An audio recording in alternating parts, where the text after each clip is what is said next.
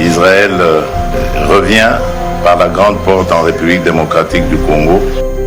Nos discussions ont porté évidemment sur ça, c'est-à-dire le raffermissement de nos relations, l'embellissement de celles-ci. Et nous avons abordé plusieurs secteurs.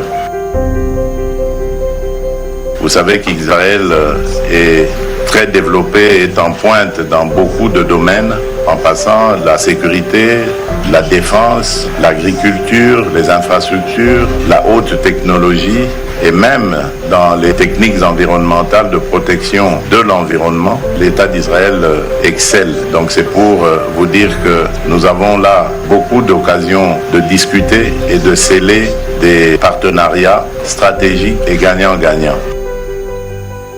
Idem pour nous, République démocratique du Congo, nous avons beaucoup d'opportunités à offrir à la classe d'affaires, aux opérateurs économiques israéliens dans plusieurs domaines, les domaines miniers, le domaine des infrastructures, le domaine énergétique, le domaine de l'agriculture, mais également la science, l'éducation, la santé.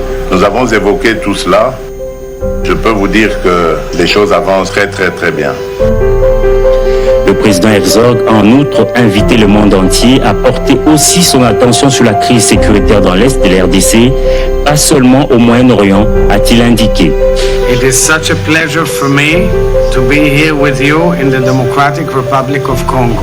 The evidence is clear. The deepening friendship between our nations promises a great deal of benefit to us both, being applied to the development of DRC and African countries. There is no question that there's so much more that can be done, and we discussed it in depth. And I'm so pleased that we are here together to deepen and expand our conversation how to achieve these goals.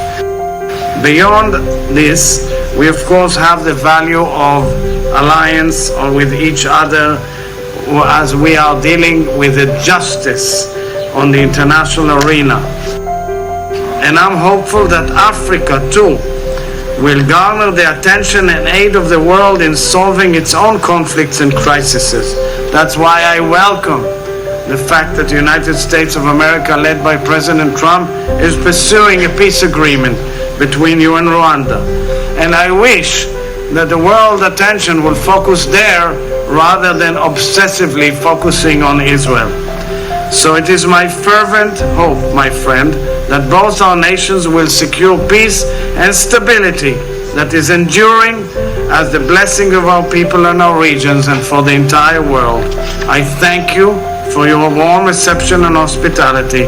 Let us continue to walk together in a spirit of friendship and fraternity as we look to the challenges ahead with confidence, optimism and great faith and friendship. Thank you. Merci beaucoup, Monsieur le Président.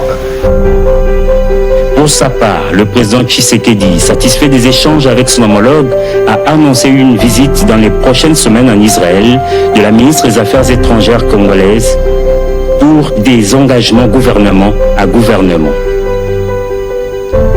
Un rapprochement clairement affiché, surtout que cette visite de travail intervient 24 heures après la réception par Kinshasa d'un nouvel ambassadeur extraordinaire et plénipotentiaire de l'État d'Israël en RDC.